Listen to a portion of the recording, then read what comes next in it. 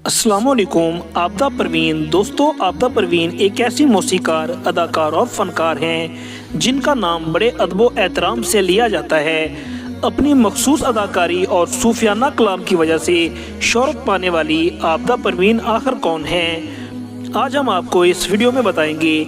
नाज़रीन इकराम, वीडियो की तरफ चलने से पहले अगर आप मेरे चैनल पर नए हैं तो चैनल को सब्सक्राइब कर लें और साथ में लगे बेल आइकन को दबा लें ताकि मेरी आने वाली हर नई वीडियो आपको आसानी से मिल सके।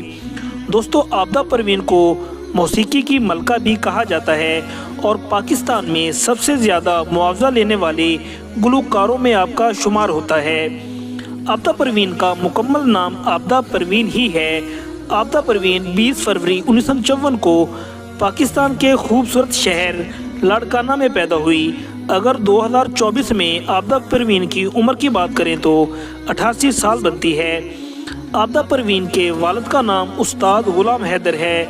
1975 में आबदा परवीन ने गुलाम हुसैन शेख से शादी की। आबदा परवीन की 2 बेटियां हैं जिनका नाम पूरा इकराम और मरियम इकराम है। आबदा परवीन के म्यूज़िक के उस्ताद उनके वालिद ही हैं। आबदा परवीन की दर्द भरी आवाज़ में सूफियाना कलाम को पूरी दुनिया में सुना जाता है। आबदा परवीन ड्रामे, कव्वाली और सूफियाना कलाम पर मुकम्मल गिरफ्त रखती हैं। कोई भी उनका गाना, कव्वाली और सूफियाना कलाम मार्केट में आते ही हिट हो जाता है और ये इनमें खुदादाद सलाहियतें हैं। कुछ लोगों का कहना है कि आबदा परवीन जब महज 18 वर्ष की थी तो वो सिंध के इलाके नंडू मोहम्मद शाह में एक बुजुर्ग अल्लाह बख्श के मज़ार पर हाज़िरी दिया करती थी और कसीदे पढ़ा करती थी। उसी साईं बुजुर्ग की दुआ से आबदा परवीन को ये मुकाम मिला। आबदा परवीन शाह अब्दुल लतीफ़ भटाई और लाल शाहबाज कलंदर की भी मुत्तकिद हैं।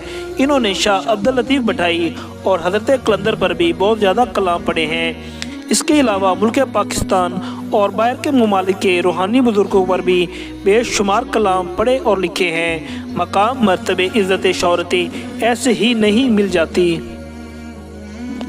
आबदा परवीन ख़ुद भी एक दरवेश सिफ्त इंसान है, नरम लहजा, नरम दिल रखने वाली। आबदा परवीन को मकाम ये अल्लाह के बुजुर्गों से लौ लगा कर मिला।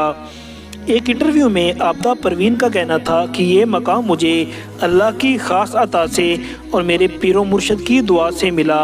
इस वक्त आबदा परवीन का सितारा अरूज पर है।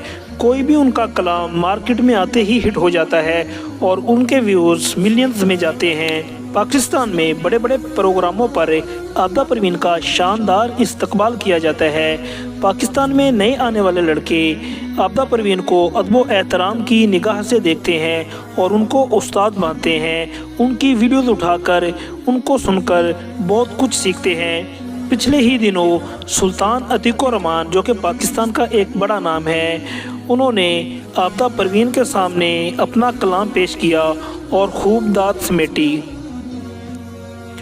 दोस्तों, आबदा परवीन इस कदर सादा मिजाज हैं। पिछले दिनों कोक स्टूडियो में जब वो तशरीफ़ लाई तो नसीबो लाल के साथ उनका प्रोग्राम था।